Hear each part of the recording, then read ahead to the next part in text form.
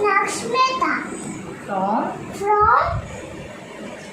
nursery. Hi, this is Mehta, Naksh Mehta's mama. So here we would like to dedicate a message to Mother Earth. Okay, so dear Mother Earth, you have been so caring and giving. You have always given us fresh air to breathe, water to drink, fruits and vegetables to eat, medicines to heal when we are sick. So wherever there is soil, rock, dirt, water and air, you are always there, nourishing us and giving life to us.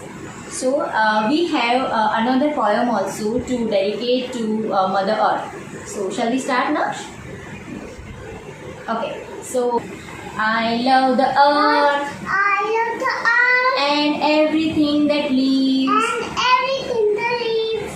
I love the plants. I love the plants. And beauty each one gives. And the beauty each one gives. I love the animals. I love the animals. And the fishes at sea. And fishes at sea. As I am the part of Mother Earth. And it's a part of me. It is part of Me. We love you, Mother Earth. I love you, Mother Earth.